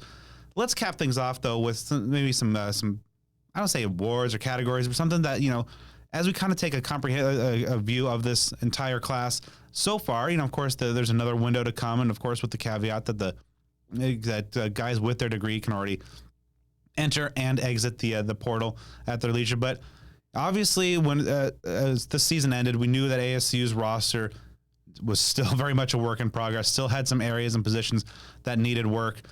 Joe, what was a position that you think so far through these 21 guys that they have addressed the best? So I am going to go with linebacker. Because of it being an area of need, as we mentioned, it was, you saw some solid performances. Trey Brown, had a very good year last year. He's moving on. Tate Romney improved. Caleb McCullough, showed some things there as well. But I think that was an area that ASU needed to get better. And when you get, 2 leading tacklers, one of which was a well over 100 tackle guy, as we talked about in Elliott and Fiaseo, that's a big series of gets there. And then you get Crook in there as well, that I think has some solid upside, and he has contributed in the SEC for Arkansas. You add those 3 guys to the depth chart of a 2-man linebacking crew, at least in the starting lineup. That to me is really impressive. There are other areas that competed as well, for this designation, this award, this accolade, whatever you want to call it. But I'm just really impressed with what they did at linebacker, because a lot of schools probably could have gone after guys like Elliott. I mean, he decided in just a couple of days. I mean, that was quick. These are guys that you really think could have had some options elsewhere, because there are probably a lot of schools that are looking for, someone who's an accomplished G5 defender or player overall, ready to take that leap. So for Arizona State to get them and get them quickly, I truly think that that's going to pay off on the field this fall. Yeah, really loved what they've done at linebacker. Just for another answer, I'll throw defensive tackle. I think the interior of that D-line was a strength last year with Deshaun Mallory, but then you turn the page and you're looking at the future. CJ Fight had a very promising freshman season. You like what his development's going to be. Anthony Cooper is the wily veteran coming back. Tristan Monday is another young up-and-comer in there, but you need more bodies. You need more than just you need talent as well in there. And I think they were able to do that. And getting some guys with some experience at the FBS Power 5 level, and Justin Watley coming over from Cincinnati. Of course, Jeff Clark a season ago. Kangaika is a guy who I think I'm pretty high on as well. And then also from Purdue and JP Dieter. So not necessarily guys who have a ton of flashy stats to bring in there, but you like what Tyron Reynolds is going to be bringing as your defensive line coach, and his ability to develop guys in the trenches and get the most out of their talents. I think along with the kind of the returning guys that are coming back to Tempe with this fresh infusion of talent of those 4 guys for the middle, I think what ASU was able to turn a major red flag question mark, at least in my book, into something that I feel pretty comfortable with. Now we'll see exactly how things pan out during spring ball, and obviously I think that there's certainly room there for an impact addition. But as of right now, I think the defensive tackle went from kind of a red alert to you're feeling okay. You're not necessarily feeling great, but you're feeling okay, and I think making those strides is pretty significant and not to be overlooked. Now, on the flip side, Joe, what's a position that still needs some help? I mean, you go through the list, and you quite frankly, even though of course this is a 3-9 team from each of the last 2 years, and you figure they need help everywhere, there are a lot of positions where you got to be fairly satisfied with what they did. If you would have asked me this a week ago, I probably would have said interior defensive line, but they made those additions that they made last weekend. So I'm going to go with offensive tackle. We talked about how there are those 3 portal offensive line additions. 2 of those are likely going to be interior linemen. You got Atkins, who certainly has the ability to play tackle, and I'm sure will be targeted there. You bring back guys that can start. variety, whether it's Emmett Boley or Ben Coleman can be healthy, Bram Walton, those types, but it's still a position group. Whether you're talking about the offensive tackles or the offensive line as a whole, we saw what we saw last year. We know what it was.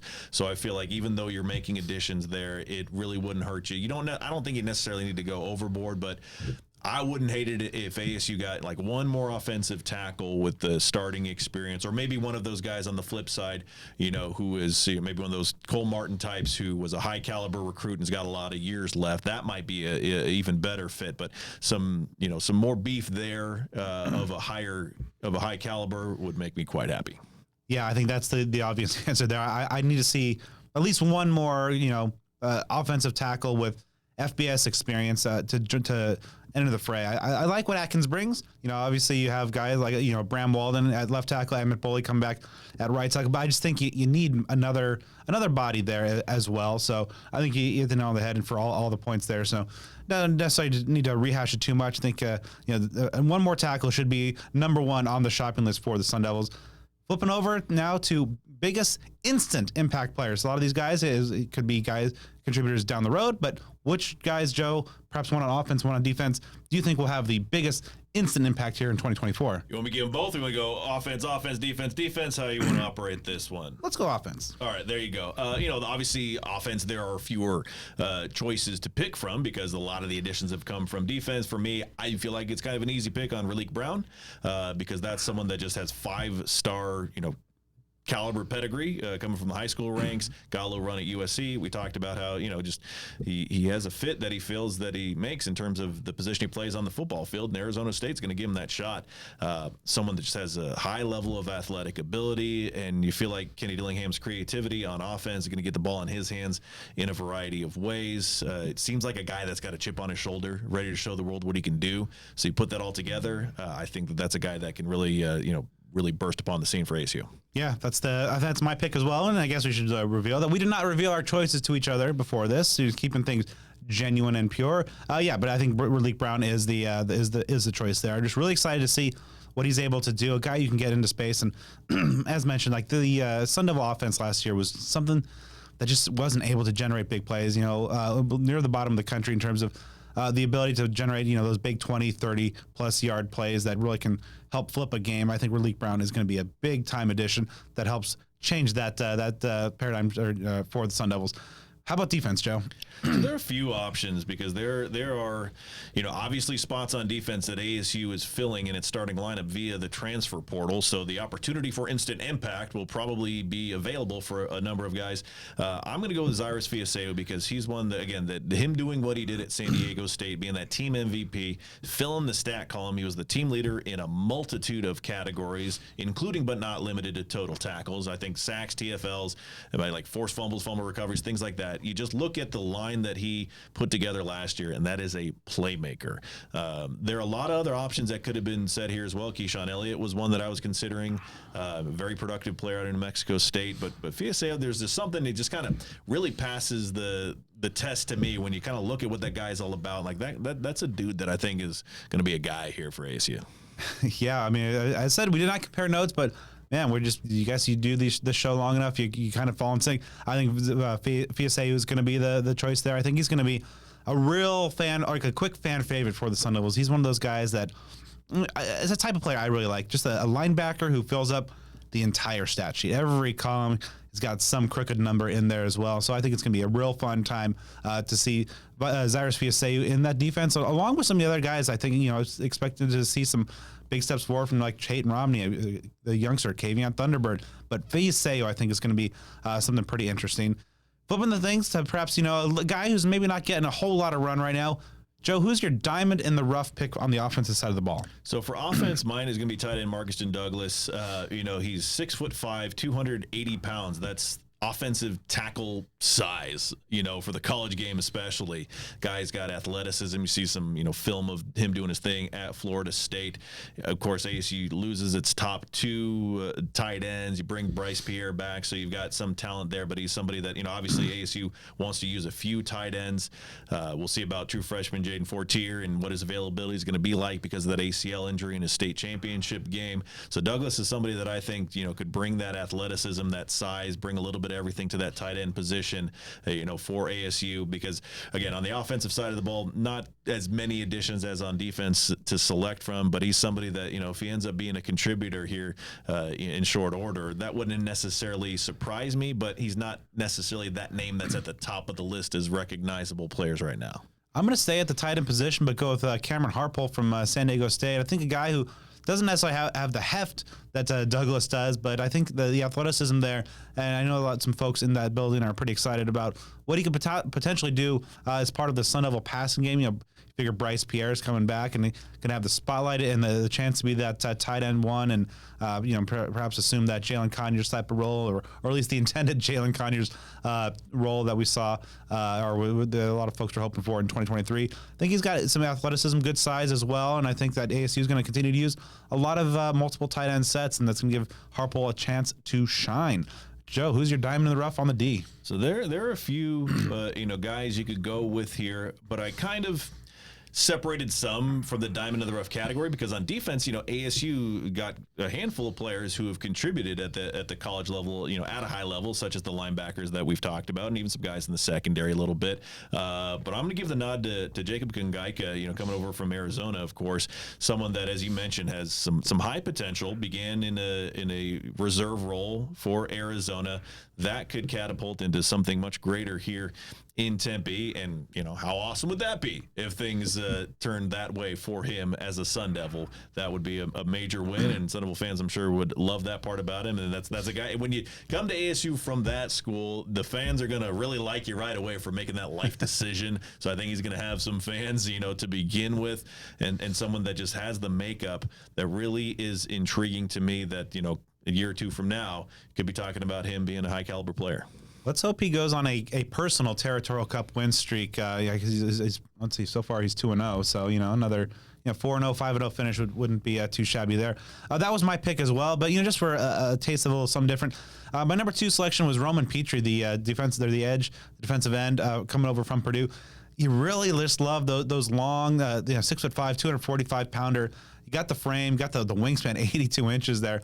And I think that there's going to be a need for a guy who can come in and be an impact guy. Elijah O'Neal, the JUCO transfer, was able to contribute for the Sun Devils as the season wore on, and Garen Stansbury, as well as some others, are going to be in that mix as well. But I think Petrie is a guy that has all the tools there, and I think with Dyron Reynolds' track record of developing some very high-level players at the college level, I think that Petrie has the ability to perhaps be a guy that, coming in with no career stats after a couple of years in the Big Ten, tends to get a guy perhaps a little bit overlooked. I think this is a guy that, if he is able to come to Tempe and put together a good fall or a spring camp, could be in the mix here in short order. Joe, who is the best long-term investment? Who would you buy stock in on the offensive side of the ball? So on these, we're going to do it for offense and defense, and this is I made a personal rule, and I don't know if it's shared, it doesn't have to be, is that I only consider guys who had at least 3 years of eligibility if we're talking long term. I kind of figured that would be, a good breaking point, so to speak. I did not consider that, but as it turns out, both my answers are in that group. And there are 9 to choose from, so almost half the transfer class. So it's not like, there's one guy that you can pick. So, keeping that parameter in mind, on offense, I went with Joey Sua. He was the number 28 offensive guard prospect of the 2023 class. He had offers from Georgia and Oregon, typically pretty good schools. Just a redshirt freshman coming over from Arkansas. Big body guy, so you're gonna get some work on the field, work in the weight room, that sort of thing. But just somebody that, if you're looking, he may or may not, but he may not factor into the starting lineup, this coming year. ASU, especially on the interior positions, a little bit, more stocked than it is on the offensive tackle spots. But he is somebody that maybe in 2025, 26 could be somebody that is really taking on a serious role with his team. Yeah, that was strange enough my pick as well, because I don't necessarily think that he's a guy that's going to be looked at or even be a starter this year. You feel that like Ben Coleman, who came over from Cal season ago, unfortunately had an injury.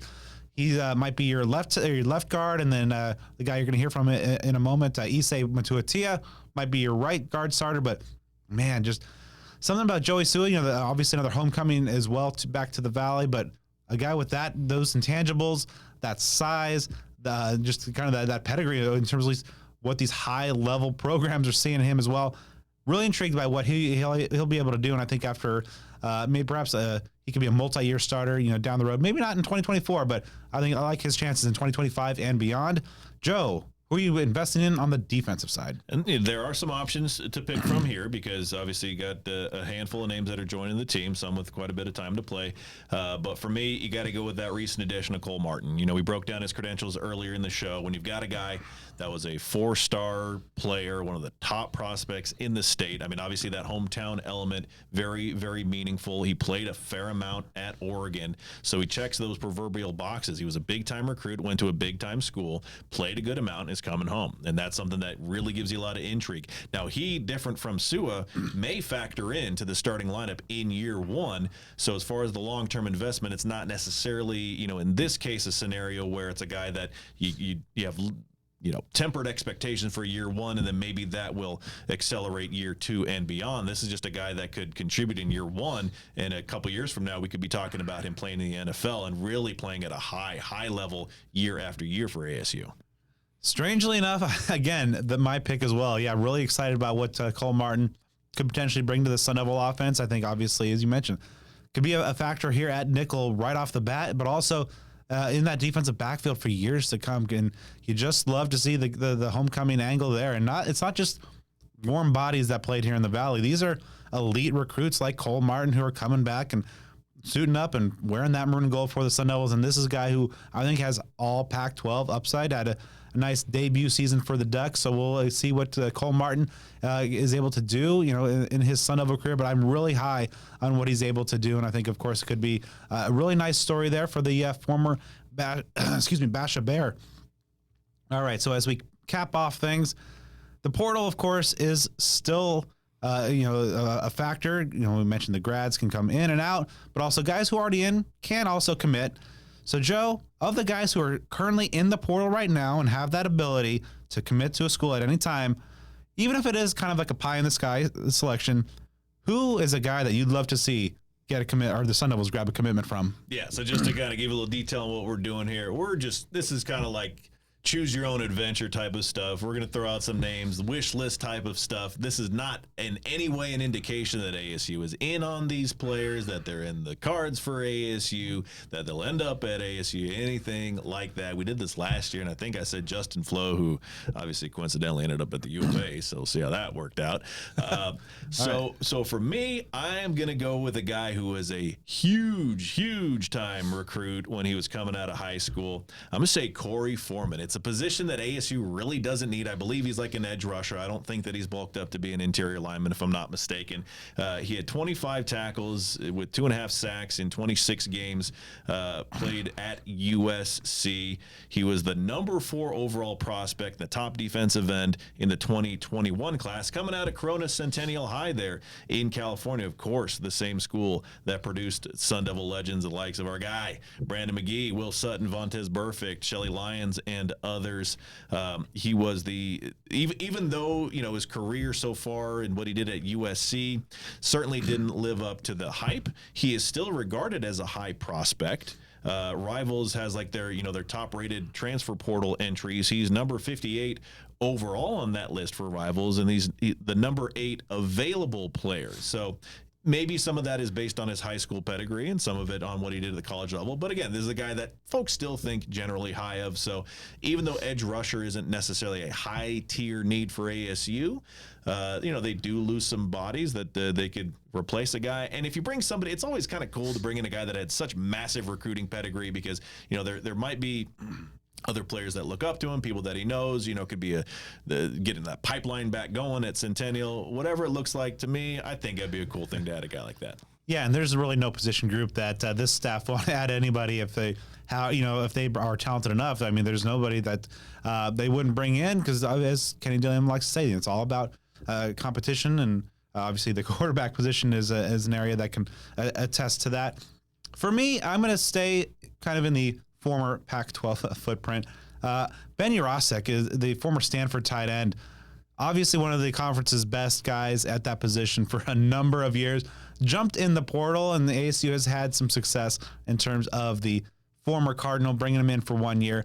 So I'd like to see, ASU has still some quite. I mean, I am really high on Bryce Pierre and what he can do in the future. But if you can get a guy with that pedigree, I think he can do it. Obviously, I don't think that that's something that's in play. But again, kind of in the pie in the sky fantasy land, adding Ben Urosic would be pretty cool for this Sun Devil offense and whatever quarterback ultimately wins that job, because I think that would really kind of take a tight end room with some pretty good talent right now and some intriguing upside to someone that could be a legitimate team strength.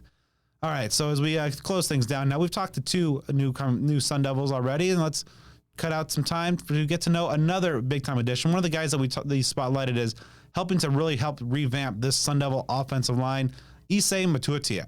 All right, so obviously, after a nice career at New Mexico, you were a starter for 20 games there. You jump in the portal. What were some of the things that you were looking at for your next destination? Just a home, just a good family culture. I want to be around some good coaches that will take care of me, after football too. So, just that. And so obviously, when you got the chance to come out here on a visit and see things in person up close, got to meet this coaching staff face to face, what really jumped out to you and what ultimately kind of sold you that Arizona State was that right place and that right home for you? Like I mentioned earlier, family, Coach Saga, he really, really harped on being a family and coaching his kids hard. So, I had other schools, looking at me, but I felt that, Coach Sang's word and Coach Dillingham's, presence, I felt, that this was going to be my home for the next 2 years. So. And so obviously Coach Tuatele obviously has got a pretty good track record in the industry of developing offensive linemen. Yeah. In addition to just, kind of hammering home the point of just the family and the bonds there, what really kind of jumps out to him about a guy that can elevate your game and get you to the next level? He on my visit, he mentioned his track record, his time at Fresno and their record when they won the Mountain West. I really want to be a part of that. And hey, that's it, I guess. And so once you during your visit, getting to know, your future teammates, future coaching staff, and just kind of being around the culture inside that building, what's kind of your read on kind of just the vibe and the program culture that Kenny Dillingham's trying to build here? Mm-hmm. Rebuilding.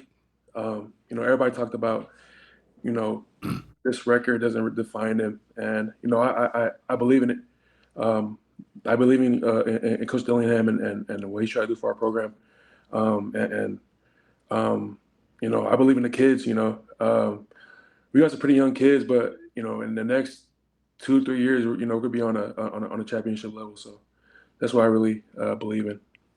And of course, Kenny Dillingham is one of the youngest coaches in the entire country, but obviously has a pretty impressive resume in terms of what he's been able to do in such a short amount of time over his various stops. What jumps out to you about, Coach Dillingham in terms of like a leader of the program and kind of just the guy to kind of shepherd Sun Devil football into a positive direction? He can relate to us. Him being so young, but he's very smart though. But he's young. Today I talked to him and he was talking about, him playing basketball and stuff and all that. And, but at the same time, he shows his, professionalism around us. And, I guess just his ability to relate to us. So that's what I really love about him. Now, obviously, the last couple of years, you played for a guy that's pretty familiar to Sun Devil fans, and Danny Gonzalez. Mm-hmm. What was it like just, for playing for Coach Gonzalez the last couple of years as a Lobo? Mm-hmm. I love Coach G. That's really one of my my mentors over the past couple of years. It was great playing for him. He's he coached us hard and he did his best for the program, and so wherever he goes, he's going to be the best in the country. So. Yeah, and during the time that he was here, he really just kind of impressed me. Continued as a great coach and a great man as well. For any ASU fans who might not have seen you in action, give our listeners and viewers a scouting report. What are you going to be bringing to the trenches, and what's your skill set look like? uh, man, I would, I guess I'm for my height and weight, when you look at it on paper, it's crazy. Like me and my friends talk about it all the time, but I don't like for a person my weight and my height. I shouldn't be moving this fast, um, or not fast, quick. I shouldn't be moving this quickly. Um, but what Coach Sanga harped on when he was recruiting me was, my ability to get off the ball, and some things like outside zone and stuff. But um, yeah, that's about it. I don't really want to talk too much about it, but What's your favorite part about kind of playing O yeah, line and being yeah, that mauler in the trenches? yeah. Man, I guess just doing everything, together as an O line, opening up gaps and making plays happen. That's probably my favorite part is when you have a running back, gash to the line and when you have a running back gash to the line and score a touchdown. I feel like that's probably one of the best moments as being an O lineman. So obviously, you have experience at guard. Are they still seeing you as kind of a piece at guard, or do you have or they envision you perhaps in another role in the line? Mainly guard, but I don't know coach's intention. So yeah, mainly guard. That's what he's talking about. And of course, ASU is going to be good, in a new destination next season, making the move from the Pac-12 to the Big 12. What are your thoughts on just kind of making that jump up? Obviously, it's some time in the Mountain West, but now heading to the Big 12, some big time football. Mm. Uh, it's a blessing to go from one program to another. But the Big West. I mean, the Big West. I'm sorry, the Mountain West. Um, I guess I want to go play bigger football, but to me, this is just another game, another program. So just gonna keep my head down and keep going. So. Now, of course, go back to your prep days. You played in one of the powerhouse schools there in the state of California. How do you feel like kind of playing that high level of high school ball in California, one of the premier states in the country and for high school football? Really kind of ultimately helped prepare you for playing big time college football. It was great going to Servite. I got to play against some of the top teams in the nation, and I feel like that really prepared me. Coming out of high school for the next level. But just playing around some top tier guys. I did play around some guys that went to SEC, Big Ten, and all that. But playing at Servite really prepared me, not only on the field but off the field. Servite's really known for its academics and its and for some of their religious aspects. So I'm really grateful and blessed to have went to Servite. This offseason, ASU has brought in a lot of new players, and they've even been kind of touting the poly pipeline kind of being reestablished here in Tempe. A lot of guys with the Polynesian background coming in and becoming Sun Devils. What is it like to be part of that? And what do you think that pipeline can do to help build Sun Devil football to where the coaching staff wants it to be? Yeah, I love it. I remember when I first saw that picture, that little graphic of all of us on it. It was just something. I've never been a part of something like that. In college, it's a cool thing to see, and moving forward with ASU and all of us, we can do something really special here. So obviously, as part of that build towards the future, how much appeal does it have for you to come into a program that obviously is coming off a rough couple of years, but it is building up with Kenny Dillingham and just maybe kind of getting in on the ground floor and becoming a foundational piece of elevating Sun Devil football to greater heights? I mean, it's going to be I remember I was talking to one of the coaches, and he said something similar to that, but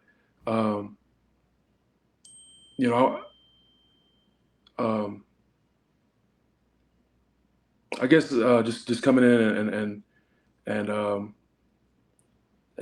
building a good foundation for our whole team, especially all the polys coming in. I feel like that's going to be really good for our team. And when you look at some of the ASU has a bunch of returning linemen coming in, but also a lot of very talented newcomers like yourself. When you kind of take a look at kind of the state of this 2024 Sun Devil O-line room right now, what kind of jumps out to you, and what kind of excites you about what this group can possibly do? All the guys are. I didn't get to meet him yet, but just the way we're all texting and stuff, just building our bond. I feel like we're gonna do something really, really special this year. But last year, Coach Shancco was talking about, how things played out, people getting injured. So I'm glad to see everybody healthy and coming back this year. And when you look ahead to this fall for this 2024 season, you're first in the maroon and gold. What are the things that you want to accomplish in 2024? I guess being the best player that I can be. I want to, hold everybody else to a higher standard and just be a great leader. Not only to my teammates but to myself. So. Of course, as that leadership, your veteran presence of, a guy with, a lot of starting experience on your resume. Do you feel that that's something you can do? You can kind of come in, hit the ground running, and become a pretty quick leader in that offensive line room, which does have a number of younger guys in it. Yes, yeah, hopefully, God willing, yeah. How would you describe your kind of leadership style? I'm not really a guy that's gonna yell at you and tell you to do things. I'm more of a guy that, when you're not, doing something, I'm gonna tell you and get on you. And I say this all the time. I say, head down, eyes up. And I tell that to all my guys in New Mexico. I say, head down, eyes up. And that literally means, be humble and do things to a higher standard. So I kind of just hold guys accountable, but I'm not really a rah-rah guy. So kind of more lead by example, perhaps? Yeah, for sure. And so, of course, you're one of several transfers coming in that has multiple years of eligibility left. So obviously that's a nice boost for you and the program as well. When you look back at, or look ahead to, whenever your college career is over, what are the things that you want to make sure that, when your time as a college football player is over, that you've been able to accomplish at this level? I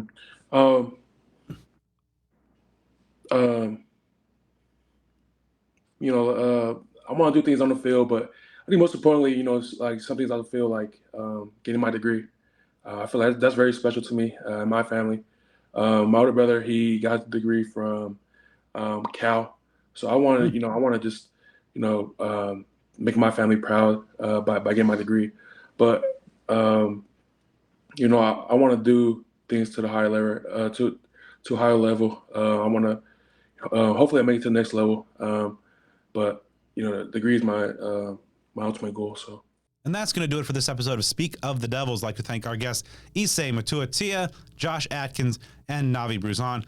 Even though the portal window is closed, still action on the football front is still going to be ramping up, especially over the next couple weeks as workouts begin and we get closer to spring football. Not to mention ASU basketball is still in full force. Hockey's making a run. And, we might be talking about some wrestling here pretty soon as well. Make sure you stay with this show on the social media side on Twitter at SOTD Podcast, Instagram at Speak of the Devils, subscribe on YouTube, follow on Facebook, and give me a follow at BDenny29. And you can follow me at Joe Healy42. Huge shout out and thank you to our wonderful sponsors, of course, starting with Jones Auto Group, which has been serving the state of Arizona and the Sun Devil community for more than 50 years. Deeply involved in the NIL game for Arizona State, as supportive as it gets when it comes to that connection with Sun Devil student athletes. If you're in the market for a new ride, new year, new ride, let's get it done.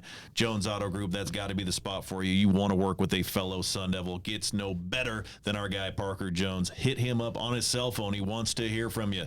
602-881-8998. Again, 602-881-8998. And you can check them out online at jonesautocenters.com.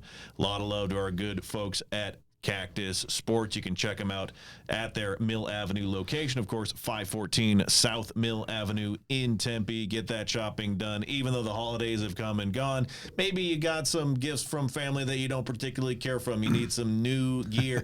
Things are cold, dude. It has been like 30 degrees lately. People in Arizona, we're not built for this sort of thing. Go get you a hoodie or like a long sleeve shirt kind of thing I got on here at Cactus Sports. This is a very generic shirt. This is not as Cactus Sports as it gets. They got a lot better than this kind of thing that I'm wearing. Check them out online, cactussports.com. If you spend $75 or more, free domestic ground shipping. And you can follow them on Twitter, Instagram, and Facebook at Cactus Sports AZ. Cactus Sports, ASU alumni, owned since 1992. Think local, buy local, be local.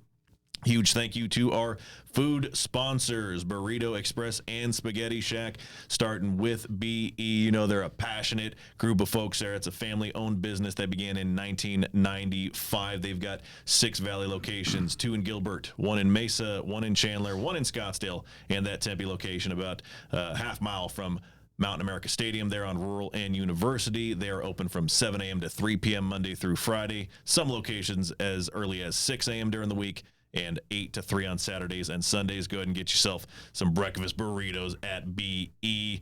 Order online at theburritoexpress.com for pickup or delivery, and be sure to follow them on Twitter and Instagram at burritoexp.